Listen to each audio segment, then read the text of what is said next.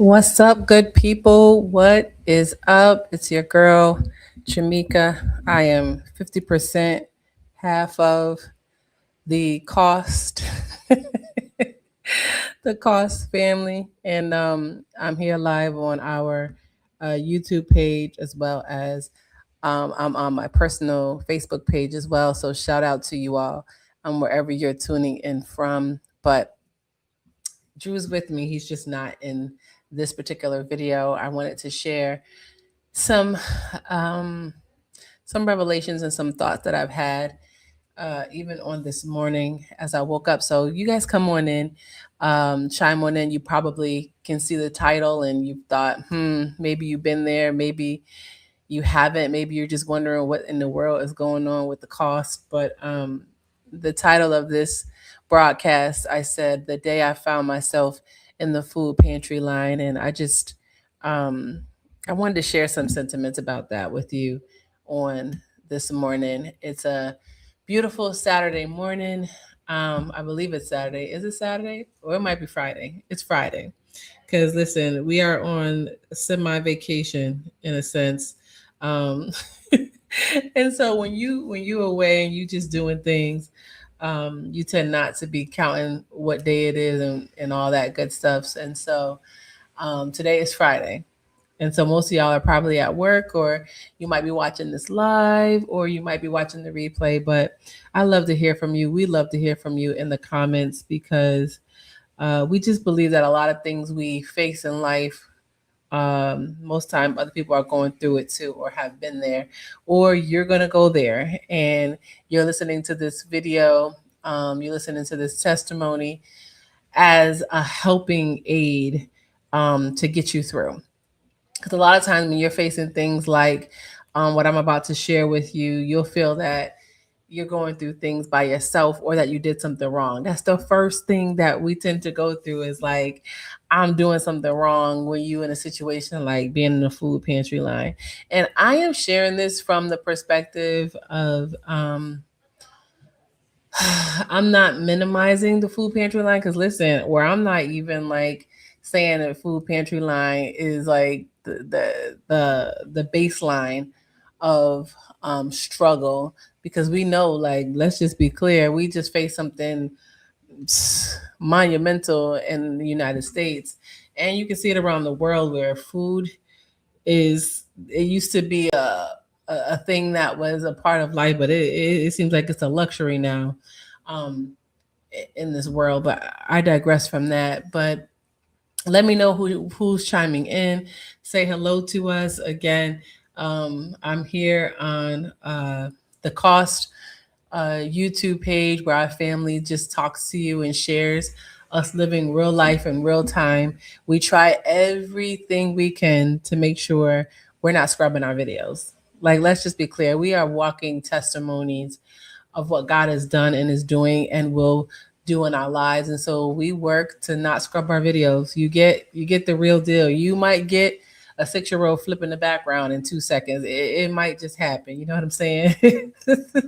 And so I um I woke up with this on my mind and wanted to share it um about the season and time where I left everything that I knew. It was a lot of transitions happening for me, and I've kind of got to be honest. I've kind of felt like I've lived a life of transitions, more than average. It seems it's like sometimes I feel like my life was just like this total or display stage of like, yeah, transition, change, uprooting, and it's like, what is that about? I didn't always understand it, and I can't say I always do understand it, but the lessons that I get from it, it's just unparalleled to none.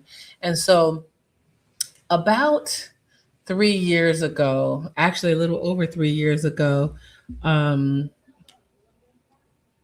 I was working, and I always had a career plan. Like I literally accomplished my career plan when I was in college, in undergrad, and I was like, I was that one that if you showed me something, if there was something that I saw that I wanted, I would go through with the plan. I would write the plan, I would execute it, I would do it to a T. I would have a strategy. I was just that person. I lived my life by one of those black calendar books, where I knew what I was doing from the moment I woke up to the time I went to bed. I was very, very structured.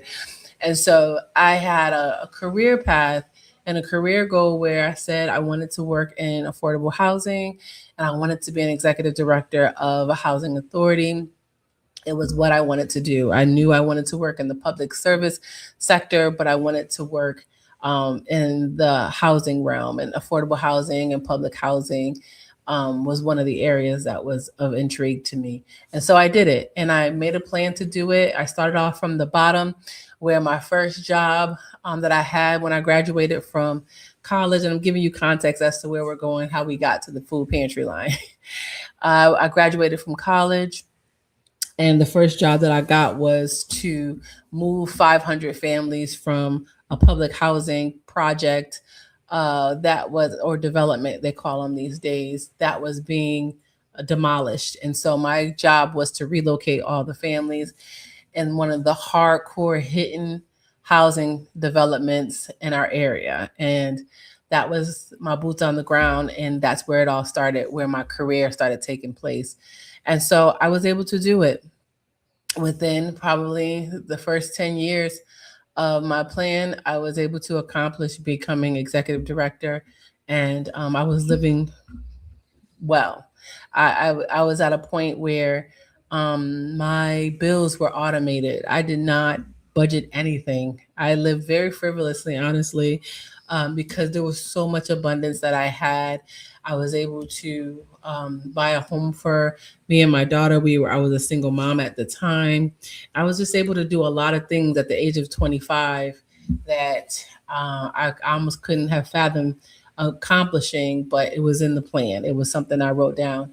And I just want to share this. I had also written down that I wanted to own a home, and I didn't want to live just I wanted to own a home. And so I had moved into a development that was affordable, and I was making like, at the time I was making like 40,000 a year, and that wasn't anything. And I refused to stay in that place. And so I moved into an affordable housing project. The rent was like $530 a month, heat and hot water included. It was a big place. It was like the ideal place. Like people still live there to this day and have lived there for 30 years. You know what I'm saying? It was that type of place where people just moved in and never moved out. But I went there with the intention of moving out. I went there with the intention of saving money and positioning myself to buy a home. And so I did that probably within the first maybe 2 years or 2 or 3 years of being there. So I say all that to say I'm in this settled place, and I met my amazing husband. We got married and had an amazing addition to our family, our little baby girl, which y'all see all the time, I'm sure, in our videos. And so we're living life, right? My husband's an entrepreneur. We have businesses. We are thriving, and I'm doing what I always wanted to do, which was my career. But then there was a shift. There was a shift 3 years ago where I was working, but then it seemed like the grace to do the work that I love so much had lifted. Like I just felt so uncomfortable. I I was just being mentally attacked, going to work every day, literally having to encourage myself to get out of the car, to go into um, the job every single day. It became really, really hard. And so I began asking God, like, what is this? What is going on? Like the very place that I love and have worked so hard to get to, I'm in distress here. And it just didn't make sense. We have this.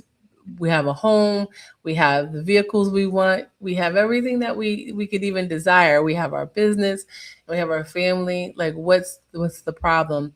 The problem was that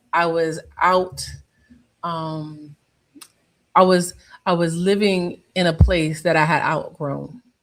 I was living in a place that God literally gave me permissive will in and still uses the things that I learned from it to this day. I had outgrown that space and it was time to go. It was time to move out of that space. And one day I was driving to work and God told me, I heard him very clearly that I'm to leave the job. I was to leave that place. Now, that was not the first time that God had told me that. I had attempted to follow his instructions probably two times prior to that. But like many, I don't know about you, I would follow the instruction and then I would get scared or it would start getting dry and I would go back to it. And it was always an open door. Can I tell you that? It was always an open door when I wanted to go back to what I knew. It was always an open door when I wanted to go back to the things that God was telling me it's time to go. Those weren't God doors. It was like the enemy wanted me to go back to it's ultimately a place of disobedience and ultimately a place of where I would not fulfill purpose.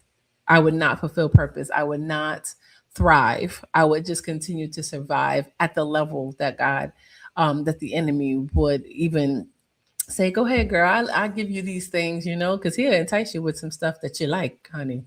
And so I left. I spoke to my husband. Hi, good morning. I spoke to my husband and I left.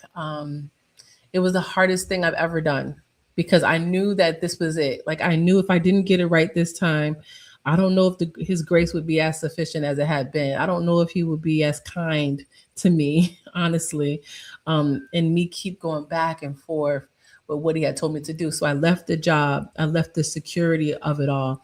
Again, if you've ever been an entrepreneur, I don't, like security is like not on the list when you're a startup entrepreneur.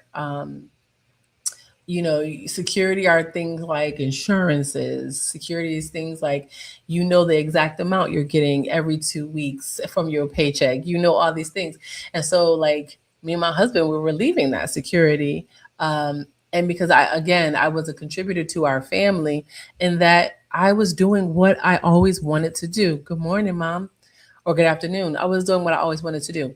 Now, this is 3 years ago. We leave it all. So we're good, right? We were good. We left it with a plan still of what we don't know what God is doing, but we're gonna keep going. And we had some money, right? We had some money in savings and stuff, so we were good. Probably about the 6 month in after I made that jump, things started getting rocky. Okay, my husband is working constantly, working hard. I mean, 12-hour days. He is working sun up to sun down. And I'm sitting there waiting to hear from God as to what he wants, why he's asked me to leave my job. And the money started dwindling, y'all. Money was going out the door. And I was like, oh my goodness, what's going on? Did we make a mistake or what? I know I heard right. I know we're doing this. We've been here before. We've been here where, I did it and then all of a sudden got scared and went back because the money started dwindling or nothing was happening. I wasn't hearing anything from God. And then I heard from him on one day. And he had told me to open up my nonprofit and also gave me insight to strategy with our business, Hadassah's Closet. And so I did those things and we ended up getting our first grant we had ever received with our organization. Yeah, I know. Um, Pastor Michelle, I we got our first grant after 6 months, and it was like, okay, what are we doing? So I'm able to do ministry uh, through our organization, but also be compensated for the work that I'm doing in the community, right? And so that was hopeful, and I was like, okay, so we're on the right track. But I'm gonna share this with you for anybody who has ever gotten federal funding, and I'm actually, if you think it'll be valuable for some tools and some videos on how to overcome some things, like when you're going after federal funds, or things you need to know, like 101 if you've never went after federal funds, or like even local or state funding, or even foundational funding. Like, put it in the comments so that I'll know, like, okay, maybe this is a place that I can actually pour and share, because I don't want anybody to go through what we went through if you don't have to. So we get the federal funds designation for our organization. So I'm like, okay, cool, we're on the right track. We start expending the money because we start doing the work, right? I hire staff. So now I have a payroll. All these things are happening. I'm doing programming. I'm in the community. We're spending money from our savings, waiting for when we get compensated for our grant. So that's one thing I also share. Like, the type of grant that we got was a reimbursement grant. And so that means you have to spend it and then you can request to get your money back, right? So don't be afraid of those, but I will share, I'll do some teachings on that, the how to manage the liabilities of reimbursement grants, because a lot of times that's the type of grants that will come out when you're a newer organization, especially, or you're building capacity. They don't trust you to spend it first. Let's just be clear. They're like, you spend your money first, and then if you do right by the programming, I'll give you your money back, type of thing. And so that's the type of funding that we had. And we started spending our savings, because again, I'm not working. The business is just keeping us like afloat, like our necks were right above the threshold of the water, okay? And when we started spending money on the organization, then we started saying, oh gosh, like, we're in trouble. We don't have money. Like, the money went from our account, it just went to zero, okay? And so then we're Peter in the paw. And we did that because we're like, we're going to get our money back. We're just going to draw down from from this grant, and we're going to get our money back. When you get a federal grant, just know this: what you planned is not what it's going to be. What was said will not be what is delivered all the time, because you go through systems. There's systems involved. We did not have the ability to draw down any money for like 6 months. So here we are for 6 months, not having any additional income beyond like the basics. Our mortgage was covered pretty much. Our mortgage and a couple other expenses was covered by our business. Our business was struggling a bit, and we're spending money not only for our livelihood but also now for this organization. And this organization is a thriving, moving. As soon as we started, it was like, how they say, if you build it, they will come. That's exactly what happened. It was immediate. The need was being met. And so we were spending thousands of dollars a month in payroll and all these different things, and didn't have any money. This is how I found myself in the food pantry line. So what happened from there? We get to the bottom where I was so stressed out. It was because I wasn't trusting God. I got to be honest, I was so stressed out. I was so scared because I was so accustomed to a lifestyle of structure. I was so accustomed to that. Oh, I already know Friday's coming, payment is coming. And that whole lifestyle changed for us in an instance. And so now I don't know what's coming. I don't know when the pot is going to get filled again. And I was stressed out. And my husband, he was with me the whole time. My husband is such a patient and just I want to say, I guess, long suffering man. He just will hold on to the reins, and I try my best. I do. We have different personalities, different ways of handling things, and I was not doing well at all. And so I remember one day, a friend of mine told me about food pantry, because the food was just like, it was so expensive. And I was like, listen, I need to get some food, more food in this house. Like, how can I decrease our expenses? And that was a strategy, to go to the food bank. And I remember telling my husband, well, come on, let's go to the food bank. And that was my first time ever doing that. And I'm not speaking against the food bank. I'm just speaking where it fit into our lives, right? Because I don't want anybody to feel no type of way. If you get food from the food bank, keep getting that food from the food bank. You know what I'm saying? Like, actually, I've seen some of the best in Atlanta now. I've seen some of the best food banks. We've served at some of the best food banks. I'm like, this is some real food. They ain't feeding no garbage over here. You know what I mean? But I remember the first day we pulled up, we had a Cadillac, okay? No, we had a Range Rover. We had a Range Rover. And we pulled up in this Range Rover. And I chose to go to a food pantry not close to home at first because I was embarrassed. I was like, how is this going to look? Right? Pride set in, arrogance set in. People are going to be like, what are they doing? And did they make a mistake? Like, I thought God called them to do this. You know what I'm saying? Why are they in the food pantry line? And I'm gonna tell you this: God will call you to some stuff and make you rely on Him completely. Your whole economy will be the economy of the kingdom.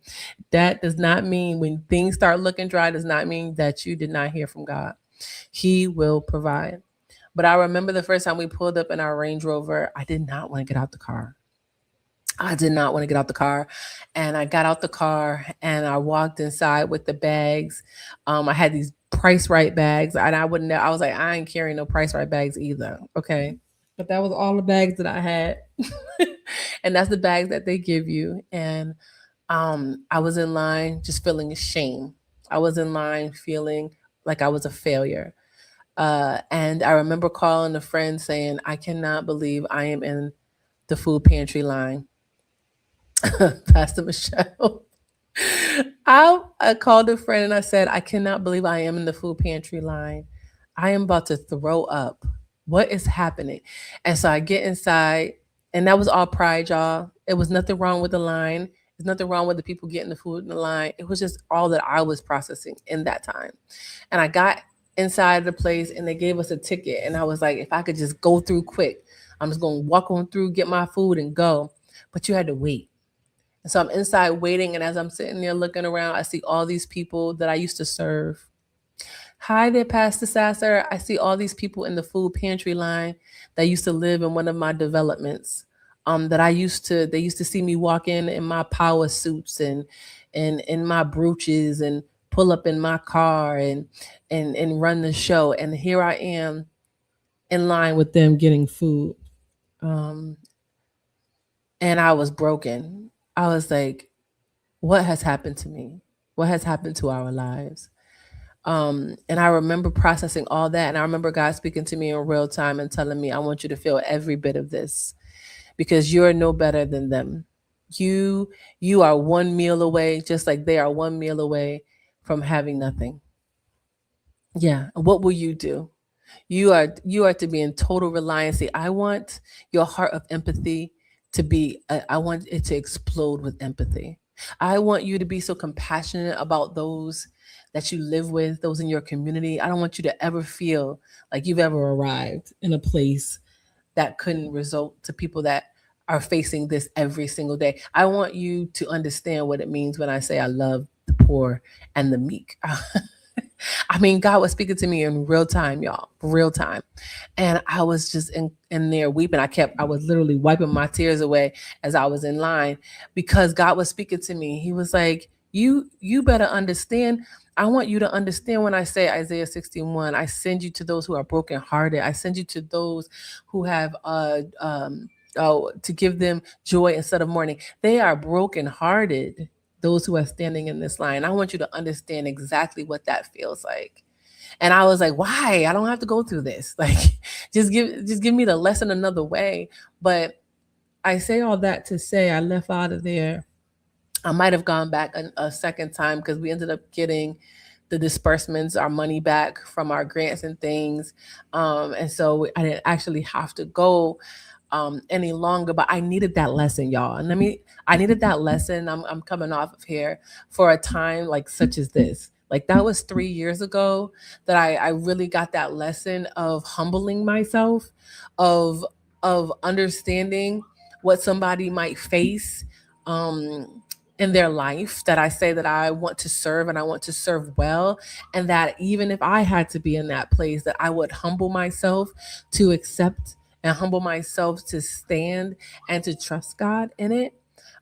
Because I'm in this beautiful tropical place, and I didn't even plan on going live here, but we had the opportunity to come and visit Dominican Republic, and such a beautiful people. I wanted cultural immersion, but cultural immersion means I do not walk around like a tourist. It means that I want the heart of compassion to understand what makes the people tick here, what makes them thrive here, what makes them hurt here, what are they walking through day in and day out. And I was brought back this morning to that very thought and idea. And I'm sorry for the video ringing, but I was brought back to that very thought of when I stood in that line. Compassion, okay? Compassion. So, I mean, I am enjoying the sun, I'm enjoying the water, I'm enjoying the beach, I'm enjoying the food, the platanos maduras, the arroz con pollo, y pollo, all of the good stuff. But I'm also being mindful of the heart of the people, of what people walk through day in and day out, and a reminder to trust God and to love on God's people all around the world, not just in the familiarity of what I know and where I live, and even the benefits that I have, because it could be taken away at any moment. Don't you ever forget that. Don't you ever forget that. That the luxury that you walk in every day could fail to exist in a moment. And so I just wanted to share my heart with y'all, the lessons I've learned, but also how I've learned to love people where they are, and how to love myself where I am, and how to not forget that God is with us. I learned how to be abased and abound, but always in every way be content. I love y'all, and continue to rock with us. And I appreciate you for listening. And I'll see y'all next time.